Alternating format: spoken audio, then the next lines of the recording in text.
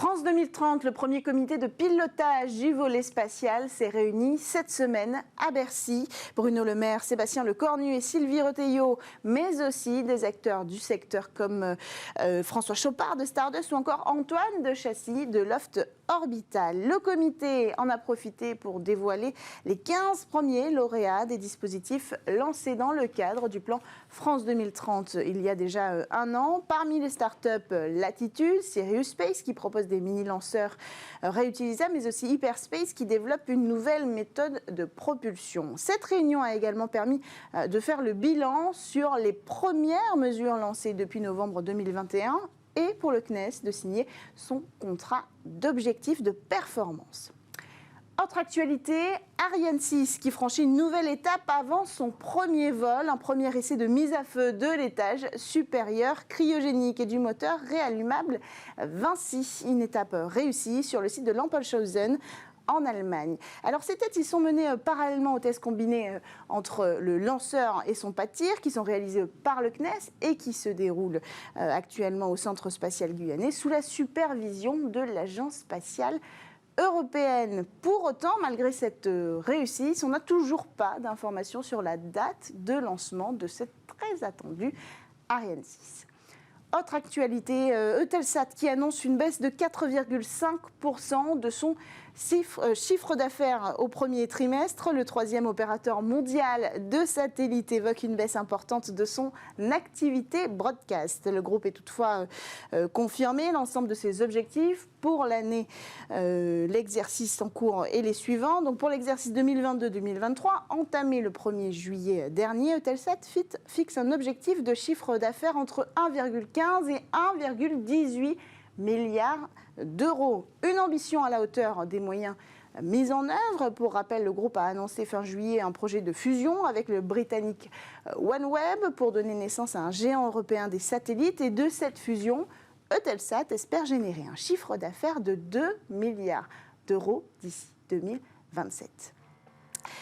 Dernière actualité, France 2030, on en a parlé tout à l'heure, entend offrir de nombreuses opportunités aux startups françaises, comme pour la startup Exotrail qui décroche la première mission institutionnelle française de logistique en orbite. Les institutions françaises ont donc choisi l'opérateur de logistique pour assurer une capacité de transfert de satellites en orbite basse. Alors pour comprendre les enjeux de ce contrat, nous avons justement en ligne avec nous David Henry, cofondateur de la start-up Exotrail. Bonjour David. Alors ce contrat il concerne votre service Space Drop. Est-ce que vous pouvez commencer par nous rappeler de quoi il s'agit ? Bonjour Cécilia, merci de l'invitation. Alors Space Drop, en fait, c'est un service, comme vous en avez parlé, de logistique spatiale. Donc avec Space Drop, nos clients peuvent déployer leurs satellites sur des endroits précis en orbite. Et en fait, nous, on assure le service de la logistique pour les emmener jusqu'à cette orbite. Donc ils vont nous livrer leurs satellites. Nous, on va le mettre sur un véhicule qu'on appelle le Space Van. On va mettre ce véhicule sur une fusée. La fusée va être lancée dans l'espace, le Space Van va se détacher de cette fusée et ensuite on va, grâce à des moteurs que l'on développe qui sont construits et assemblés sur le Space Van, on va pouvoir en fait déplacer le Space Van jusqu'à une orbite différente de celle du lancement, à un plan, une altitude, une inclinaison qui est spécifique et on va pouvoir éjecter le satellite à sa destination.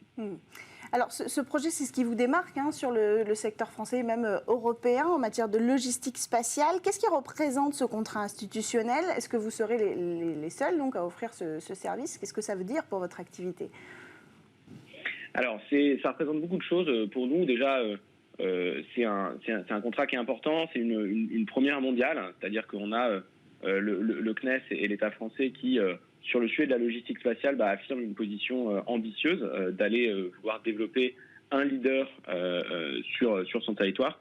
C'est-à-dire qu'on n'a pas vraiment l'équivalent d'une mission comme ça pour déplacer une vraie charge utile opérationnelle en 2024 donc dans un autre pays. Donc ça c'est quelque chose qui est extrêmement positif. On a de la concurrence, on en a même en Europe, on en a aux États-Unis.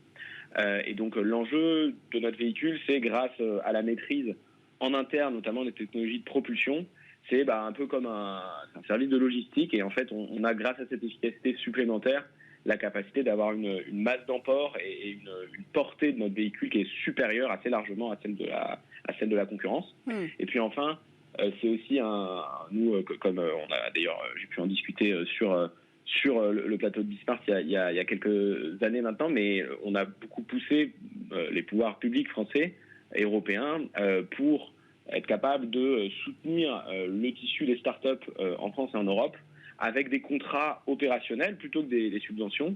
Et c'est ce qui a été réalisé avec cette mission. Alors autant les appels d'offres qui ont été annoncés sur le sujet micro-lanceurs sont encore aujourd'hui des subventions, mais ça devrait se transformer en contrat dans les années qui viennent. Mais nous, en revanche, c'est un vrai contrat, c'est-à-dire qu'on doit vraiment déplacer une vraie charge utile en orbite basse. Et ça, c'est un extrêmement bon signal, je pense, pour le futur du spatial en France et en Europe. Un contrat qui concrétise l'intérêt du gouvernement et des institutions pour ce nouveau secteur spatial et start-up que vous représentez, David Henry. Alors juste avant, vous aviez annoncé dans le courant de l'IAC un contrat aussi avec Airbus pour embarquer vos propulseurs à bord des satellites de taille moyenne d'observation de la Terre d'Airbus.